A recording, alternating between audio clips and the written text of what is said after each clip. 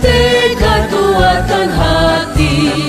Negeri ini memanggilmu kawan, belajar bergerak berbagi untuk negeri.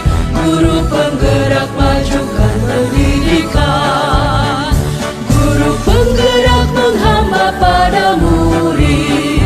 Kreatif rancang pembelajaran, hargai potensi. Assalamualaikum warahmatullahi wabarakatuh.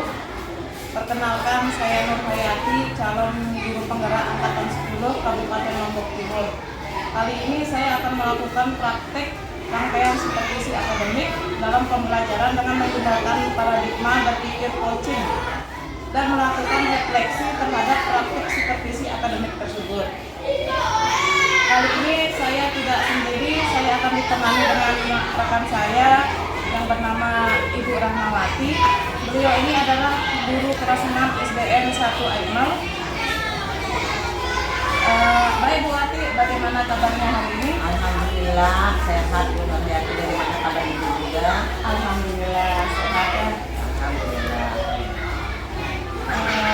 Oke, karena sebentar saya akan mengamati bagaimana jalannya proses pembelajaran yang Ibu lakukan di kelas. Saya akan menjelaskan terlebih dahulu tujuan dilakukan supervisi ini adalah untuk meningkatkan kualitas proses pembelajaran, antara lain dengan memberikan masukan, bimbingan dan pengembangan kepada Ibu, sehingga kompetensi Ibu semakin meningkat lagi dan dapat memberikan pembelajaran yang lebih bermanfaat untuk murid-murid kita ya tentunya. Namun yang pertama, kita akan melakukan percakapan pra-observasi terlebih dahulu sebagai bentuk persiapan agar Ibu lebih siap dan lebih percaya diri dalam melakukan kegiatan pembelajaran di kelas. Saya ingin menanyakan beberapa hal terkait dengan supervisi kita hari ini. Yang pertama, materi apa yang ingin Ibu Wati sampaikan nanti? Nanti itu saya akan menyampaikan di kelas itu pelajaran pendidikan Pancasila, yaitu materinya adalah memahami nilai-nilai Pancasila dalam berbagai aktivitas kehidupan sehari-hari.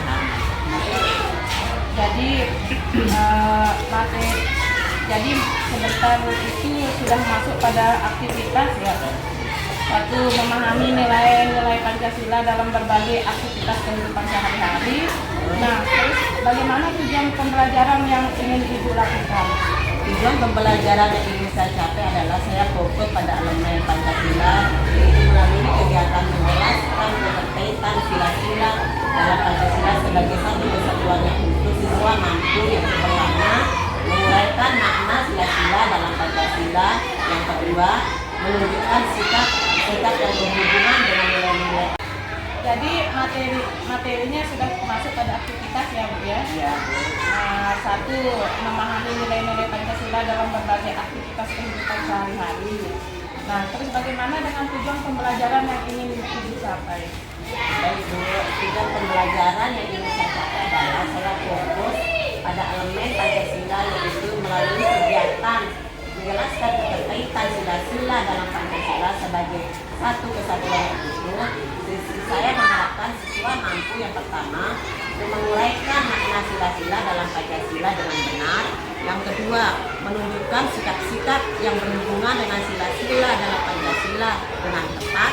Dan yang ketiga adalah menguraikan hubungan antar sila-sila dalam Pancasila dengan benar. Jadi tujuan pembelajaran Ibu Wati ada tiga ya? Ya. Yaitu satu, menguraikan makna sila-sila, kemudian menunjukkan sikap-sikap yang berhubungan dengan Pancasila, dan yang terakhir menguraikan hubungan antar sila dengan Pancasila. Nah, selanjutnya Bu, apa area pengembangan yang hendak Ibu capai? Area pengembangan saya di sini adalah yang pertama, meningkatkan kemampuan siswa dalam mempraktikkan nilai-nilai Pancasila dalam kehidupan sehari-hari melalui video aktivitas masyarakat. Yang kedua, meningkatkan kemampuan siswa melalui berita dan cerita pendek dalam bentuk teks atau naskah pembelajaran. Ketiga, kemampuan siswa dalam mengamati, mengidentifikasi, menghubungkan, dan menunjukkan sila-sila Pancasila yang terdapat dalam media pembelajaran. Dan yang keempat, yang terakhir, Ibu, meningkatkan kemampuan siswa dalam mempresentasikan dan mengumpulkan laporan hasil identifikasi contoh sikap nilai-nilai Pancasila di depan kelas dan menanggapi pertanyaan dan komentar dari guru atau sesama peserta didik. Gitu. Baik Bu, area pengembangan yang akan Ibu capai nantinya adalah meningkatkan kemampuan siswa dalam mempraktikkan, menjelaskan, mengamati, serta mempresentasikan nilai-nilai Pancasila dalam lingkungan masyarakat. Kira-kira dari ketiga atau keempat area pengembangan yang Ibu ungkap tadi, adakah secara spesifik yang ingin Ibu kembangkan atau ingin atau yang Ibu inginkan untuk saya amati? Di sini saya rasa semua area pengembangan yang sudah saya sebutkan tadi semuanya sangat perlu Ibu rayani. Oh, gitu ya. Berarti semua pengembangan yang Ibu sebutkan tadi semuanya yang akan saya amati ya Bu ya. Nah, bagaimana dengan strategi dan persiapan dalam mencapai tujuan pembelajaran Ibu, baik itu metode pembelajaran atau metode pembelajaran yang akan digunakan? Saya akan menggunakan di sini saya akan menggunakan strategi pembelajaran berdiferensiasi dengan metode ceramah interaktif, yaitu ceramah yang disertai dengan tanya jawab, diskusi kelompok, eksplorasi dan penugasan dengan model pembelajaran problem based learning.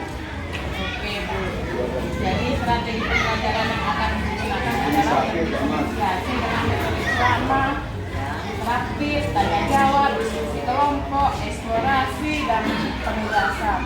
Dengan model pembelajaran problem based learning ya. Oh iya Bu, jamnya Ibu setelah jam istirahat ya Bu ya? Ya, pukul betul sekali. Ya Bu, betul sekali. Nah, dan yang terakhir Bu, apa harapan dari Ibu dengan observasi yang kita lakukan nanti? Harapan saya pembelajaran saya di kelas nanti bisa berjalan sesuai dengan harapan yang saya harapkan. Murid-murid yang bisa terlibat dengan aktif dan bisa bekerja sama kolaborasi dengan guru lain. Ya Bu, saya pun berharap ya pembelajaran Ibu bisa berjalan dengan baik dan Ibu bisa mencapai tujuan pembelajaran seperti yang kita harapkan. Oh iya Bu, jam pelajaran Ibu setelah jam istirahat ya Bu? Ya, betul, sekitar pukul jam setelah istirahat itu pukul 9.30. Iya Bu, karena ada beberapa menit lagi jam istirahat. Siapa tahu Ibu Wati ingin bersiap-siap terlebih dahulu. Nanti setelah jam istirahat saya akan melakukan observasi di kelas Ibu untuk melihat dan mencatat hal-hal apa saja yang terjadi di dalam kelas Ibu. Setelah melakukan observasi di dalam kelas nanti, kita akan melakukan kembali percakapan pra-observasi yang nanti akan didampingi oleh pengajar praktik saya yaitu Bapak Yusli Malendra. Terima kasih ya Bu atas waktunya. Sama-sama, Bu Hayati, saya juga terima kasih. Baiklah, itu tadi percakapan pra-observasi kami. Terima kasih dan sampai jumpa di kelas untuk observasi. Wassalamualaikum warahmatullahi wabarakatuh. Assalamualaikum warahmatullahi wabarakatuh.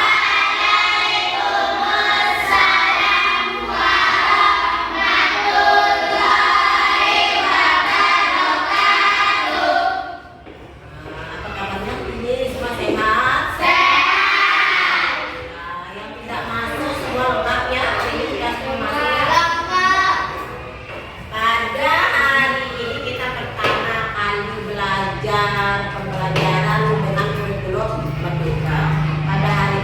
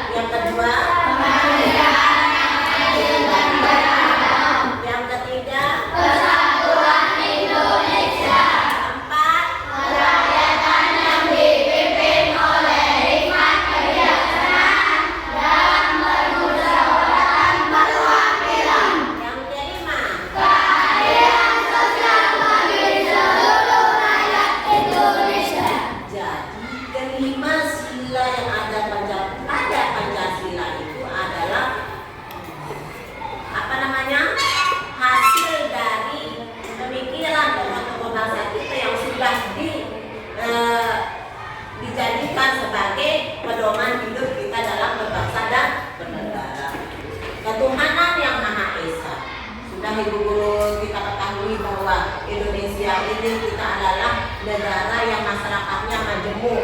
Majemuk itu artinya beraneka ragam. Ya kan? Ada agamanya, beraneka ragam agamanya, beraneka ragam budayanya, beraneka ragam sukunya, beraneka ragam bahasanya, beraneka ragam ciri fisiknya, beraneka ragam budaya kehidupan sehari-hari istiadatnya. Jadi yang pertama ketuhanan yang Maha Esa. Yang di sini yang diatur dalam ketuhanan yang Maha Esa adalah bahwa rakyat Indonesia harus hidup dalam memiliki agama. Sudah kita ketahui ada 5 negara agama yang diakui oleh negara kita. Apa itu? Islam, ada Kristen apa? Protestan, ada Katolik, ada Hindu, Buddha. Jadi kelima ini sudah diakui oleh negara, diatur sebagai salah satu rakyat Indonesia. Rakyat Indonesia harus memilih salah satu dari agama itu. Tidak ada, kalau misalnya kemarin ada di sana ada rakyat Indonesia yang tidak beragama atau tidak mengakui adanya Tuhan. Kalau ada seperti itu berarti itu bertentangan dengan sila Pancasila, yaitu sila ketuhanan yang Maha Esa. Karena rakyat Indonesia harus mengakui adanya Tuhan, yaitu Tuhan yang Maha Esa. Kita orang Islam, Tuhan kita Allah. Kita mengakui adanya Tuhan, Allah yang Maha Esa. Begitu pula dengan agama-agama yang lain, misalnya Kristen, mereka mengakui juga Tuhan mereka. Kita sama-sama mengakui Tuhan adalah Tuhan yang Maha Esa. Tetapi bentuk penyembahan dan cara penyembahannya yang berbeda. Yang agama itu memiliki bentuk perwujudan mereka mengakui perwujudan Tuhan yang berbeda dengan kita, dengan cara ibadahnya pun berbeda dengan kita, tetapi tetap pada ujungnya satu, yaitu mengakui ketuhanan yang Maha Esa. Ini yang pertama. Paham deh? Yang kedua, keadilan sosial, kemanusiaan yang adil dan beradab. Apa sih maksudnya? Apa rasanya? Manusia yang misalkan suaranya? Manusia yang beradab. Manusia yang beradab itu yang bagaimana? Nah, hebat. Manusia yang beradab itu memiliki sopan santun. Ada lagi yang bisa jawab, manusia yang beradab itu yang bagaimana? Memiliki sikap yang baik. Memiliki sikap yang baik. Sikap yang baik itu seperti apa? Menolong dalam kebaikan, ya kan? Apa kerjasama dalam kebaikan? Itu maksudnya kemanusiaan yang adil dan beradab. Kita ini manusia. Tentunya manusia itu tidak bisa hidup sendiri, ya kan? Memiliki dia sekaya apapun dia, sepintar apapun, manusia itu tidak bisa hidup sendiri. Dia pasti membutuhkan orang lain. Di sini bagaimana seorang individu manusia bersikap dalam kehidupan sehari-hari memanusiakan manusia. Tentunya kalau kita melihat misalnya ada orang kelaparan, apa tindakan kalian?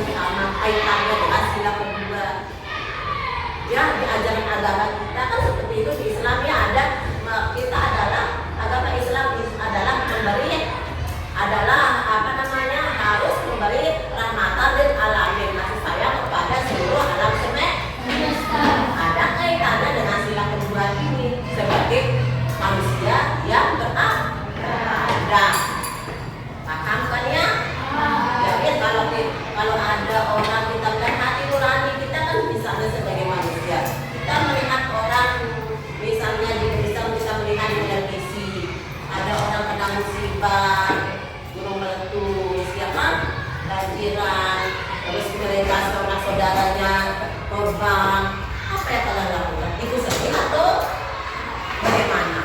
Tidaknya kan bersedih, kita pun kasihan. Dalam itu kita menggalang bantuan, itu termasuk dalam menerapkan pengamalan sila kedua, itu kemanusiaan yang adil dan beradab. Paham? Sila ketiga apa? Persatuan Indonesia. Persatuan Indonesia. Kenapa kita harus bersatu? Ingat, tadi guru sudah singgung tadi yang pertama. Netral juga yang rapi. Indonesia ini berada diri di Indonesia dari Sabang sampai Merauke ini hidupnya berbagai macam orang, berbagai macam suku. Ya kan ada ribuan lebih suku. Tiap suku memiliki bahasa yang berbeda. Tiap suku memiliki agama yang berbeda. Tiap suku-suku itu memiliki adat istiadat cara hidup yang berbeda-beda. Ini kalau tidak diikat dalam persatuan, apa yang terjadi? Terjadi apa? Terjadi apa? Kericuhan. Misalnya suku kita suku Sasak, Besual bertengkar dengan suku Bali misalnya, bertengkar, ya kan?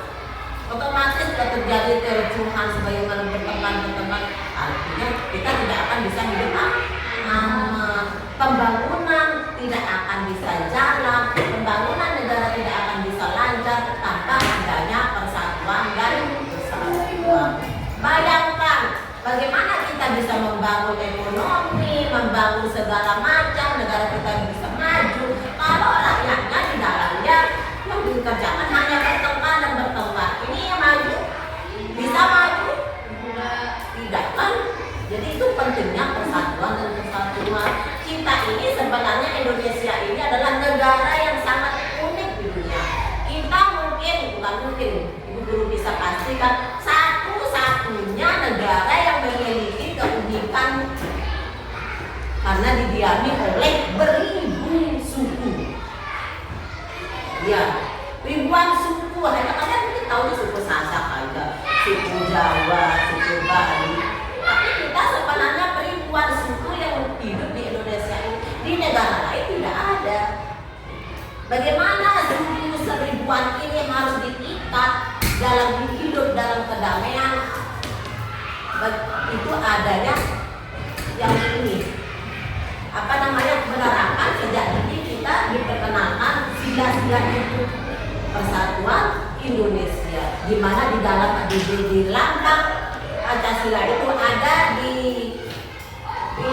kakinya itu memegang apa?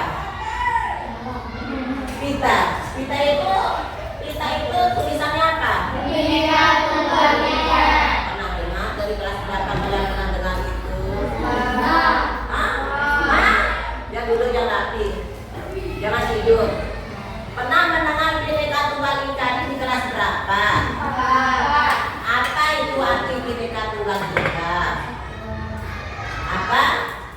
Apa arti Bhinneka Tunggal Ika? Tidak pernah sama sekali tahu.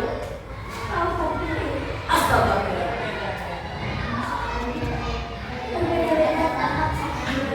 Ya, hebat juga. Bhinneka Tunggal Ika artinya dalam bahasa Indonesia berbeda-beda tetapi tetap satu jiwa.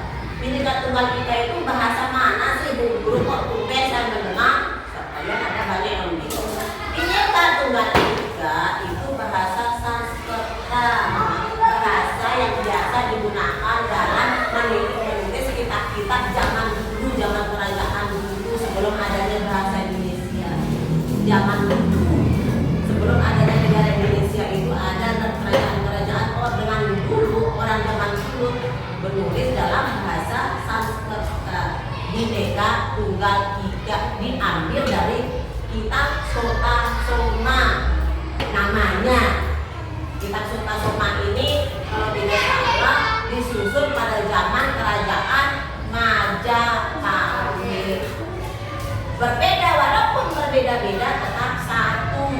dua. Apa kita sih yang berbeda? Tadi kan sudah berbeda apanya Sania? Apa? Berbeda sukunya, hebat. Berbeda apanya lagi? Berbeda apa? Nah, berbeda apa? Budaya. Berbeda apa lagi? Bahasa. Berbeda apa lagi kita? Berbeda bentuk fisik kita.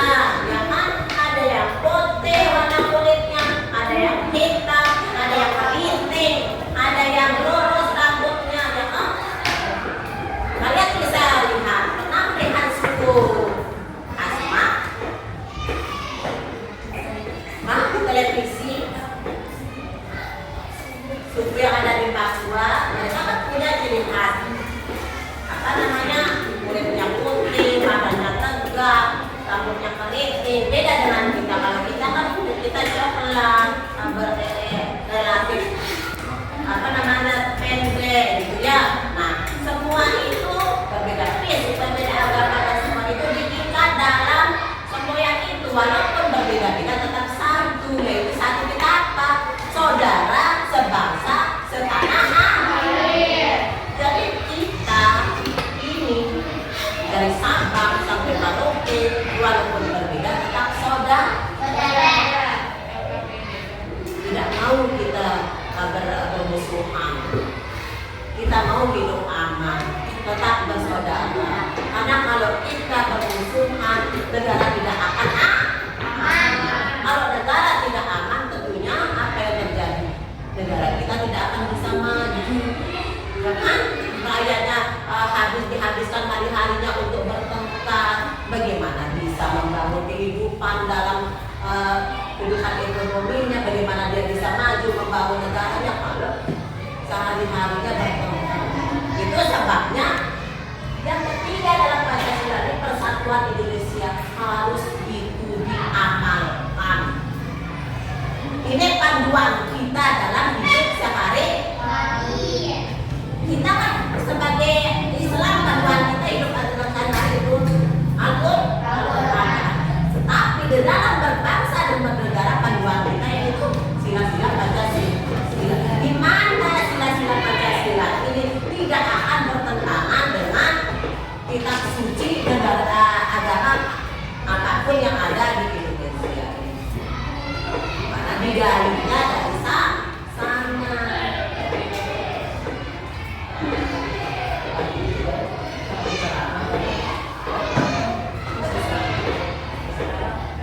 Baiklah, kita sudah menjelaskan kelima sila dalam Pancasila, bagaimana menerapkannya dalam kehidupan sehari-hari.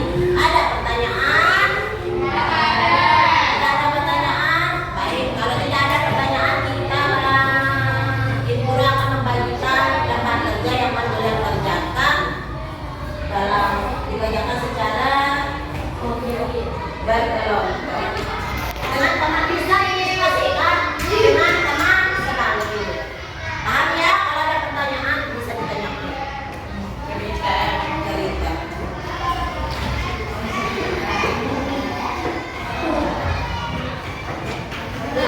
Jangan ngomong. Jangan ngomong.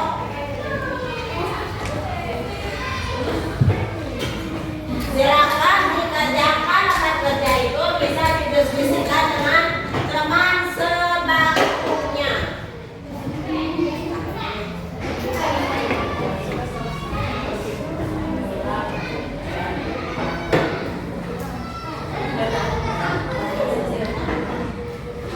Baiklah, pembelajaran kita sudah kita cukupkan hari ini.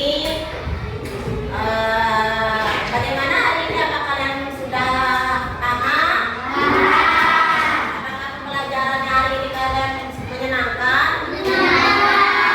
Baik, terima kasih. Jadi kesimpulan dari pembelajaran kita hari ini adalah bahwa kita sebagai rakyat Indonesia ini adalah rakyat yang majemuk beraneka ragam. Dalam kehidupan sehari-hari tentunya kita punya panduan pedoman hidup yaitu Pancasila.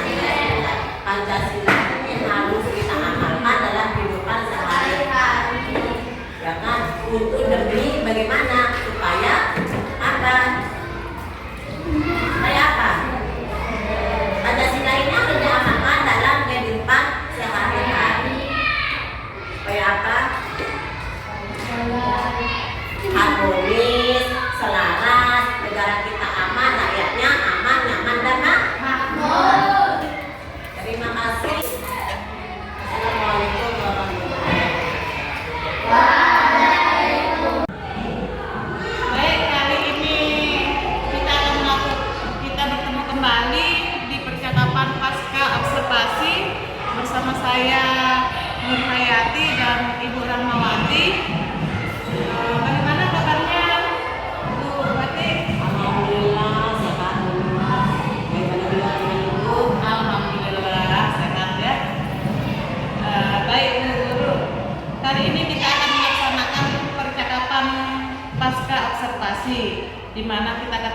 bahwa sebelumnya kita sudah melakukan praobservasi dan proses observasi di dalam kelas selama 2 jam pembelajaran.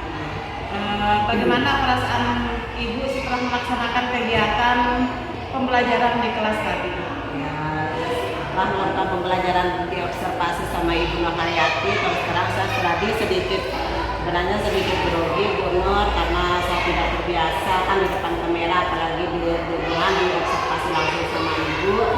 Terus tapi secara keseluruhan saya senang karena saya memahami bahwa kegiatan Super 5 itu bukan kegiatan untuk mencari kesalahan, tetapi kegiatan untuk saling berkolaborasi dan meningkatkan kualitas pembelajaran yang saya lakukan. Alhamdulillah. Saya melihatnya tadi pembelajaran berjalan dengan baik meskipun masih ada yang perlu kita perbaiki ya. Bagaimana Bu Ati dengan rencana pembelajaran yang telah direncanakan kemarin, menurut Bu Guru apakah sudah terlaksana dengan semuanya? Begini ya Bu, saya rasa saya sudah melaksanakan semua sesuai dengan modul ajaran yang saya sudah buat. Tapi sebagai rencana pembelajaran telah saya buat kemarin, tetapi saya merasa masih belum maksimal karena sehingga hasilnya mungkin masih ada kekurangan tidak sesuai dengan harapan yang saya harapkan. Nah, apa yang membuat Ibu Ati menilai seperti itu atau menilainya dengan demikian? Saya menilai berdasarkan pengamatan saya, anak-anak kurang aktif karena dalam proses pembelajaran, mungkin karena saya juga kurang tidak menggunakan media pembelajaran yang kurang menarik, mungkin sehingga anak-anak mungkin tidak aktif dalam belajar di kelas tadi. Baik ya Bu ya, boleh saya menyampaikan sedikit hasil pengamatan saya? Silakan Bu. Baik Bu, menurut pengamatan saya, pembelajaran yang sudah Ibu Ati lakukan tadi sesuai dengan yang diharapkan, di mana tujuan pembelajaran yang Ibu Ati sampaikan saat kegiatan praobservasi adalah menguraikan makna sila-sila, kemudian menunjukkan sikap yang berhubungan dengan Pancasila, dan yang terakhir menguraikan hubungan antar sila dalam Pancasila. Dan area pengembangan yang ingin Ibu kembangkan adalah meningkatkan kemampuan siswa dalam mempraktikkan, menjelaskan, mengamati, serta mempresentasikan nilai-nilai Pancasila dalam lingkungan masyarakat. Sudah nampak di pembelajaran tadi, yakni murid-murid terlibat aktif dalam kegiatan pembelajaran dengan menggunakan strategi pembelajaran berdiferensiasi serta model pembelajaran yang menunjukkan aktif mental siswa untuk memahami suatu konsep pembelajaran melalui situasi masalah yang disajikan pada awal pembelajaran, problem based learning ya, sehingga murid-murid bisa menerima materi dengan baik dan mereka sangat senang dengan model seperti itu. Bagaimana menurut pendengaran Ibu Ati dengan hal ini? Sebelumnya saya mengucapkan terima kasih atas penilaian Bu Nurhayati. Tapi mungkin sedikit saya perlu melakukan perbaikan di beberapa item pembelajaran. Pak Ibu, selanjutnya kira-kira apa kendala yang Ibu Ati hadapi dalam pembelajaran tadi? Kendala saya mungkin saya terlalu sedikit memberi waktu kepada anak-anak dalam mengerjakan LKPD waktu bekerja kelompok, terus sehingga saya belum maksimal dalam mengerjakan tugas, sehingga mereka itu tadi belum maksimal dalam mengerjakan tugas. Kemudian saya juga masih perlu secara spesifik dalam memberikan umpan balik terhadap siswa. Jadi kendalanya Ibu Ati adalah memberikan waktu terlalu sedikit pada siswa saat bekerja dalam kelompok dan itu masih belum spesifik dalam memberikan umpan balik ya. Nah, dari kendala yang Ibu sampaikan tadi, kira-kira apa nih rencana tindakan selanjutnya yang Ibu harapkan? Rencana saya Bu, saya akan coba tingkatkan pembelajaran berikutnya nanti terkait dengan kendala-kendala yang saya sudah hadapi tadi, seperti saya melakukan diskusi dan berkolaborasi dengan rekan-rekan sejawat dan meningkatkan kualitas pembelajaran saya, untuk meningkatkan kualitas pembelajaran saya. Baik sekali ya Bu ya, rencana yang Ibu sampaikan barusan dengan melakukan diskusi dan kolaborasi dengan rekan sejawat dalam menghadapi kendala yang Ibu alami. Lantas, siapa kira-kira yang bisa membantu dan kapan bisa Ibu laksanakan rencana tersebut? Mungkin saya akan minta bantuan dengan rekan sejawat, termasuk mungkin bisa juga dengan Ibu Nur Hayati sendiri. Dan untuk pelaksanaannya saya akan melaksanakan segera Bu ya, karena kebetulan mulai tahun ajaran baru ini semua guru akan bersama-sama menyusun rencana pembelajaran untuk 1 semester. Luar biasa sekali ya Bu Wati atas rencananya. Semoga kita bisa terlaksana dengan segera dan berjalan dengan baik. Saya menunggu kabar selanjutnya dari Bu Wati ya. Siap Bu, siap Bu, terima kasih. Hasil observasi kita ini akan saya catat dalam forum supervision akademik ya Bu ya. Mohon ditandatangani di sini ya Bu ya. Sebagai penutup ini Bu, kira-kira apa yang Ibu Wati dapatkan dari proses observasi ini? Saya bisa belajar bagaimana proses pembelajaran memerlukan kerjasama, baik kerjasama yang baik dari untuk mencapai kerjasama yang baik dengan bisa dilakukan dengan rekan sejawat untuk berkolaborasi untuk mencapai hasil yang maksimal sesuai dengan tujuan pembelajaran yang kita harapkan. Baik Bu ya, terima kasih. Terima kasih Bu Nur Hayati atas kerjasamanya juga dengan saya. Saya juga sangat mengucapkan terima kasih atas kerjasamanya. Baik, akhirnya rangkaian kegiatan supervisi akademik sudah selesai. Dimulai dari kegiatan percakapan observasi dan terakhir percakapan pasca observasi. Saya mengucapkan terima kasih kepada Ibu Rahmawati atas waktu dan partisipasinya dalam kegiatan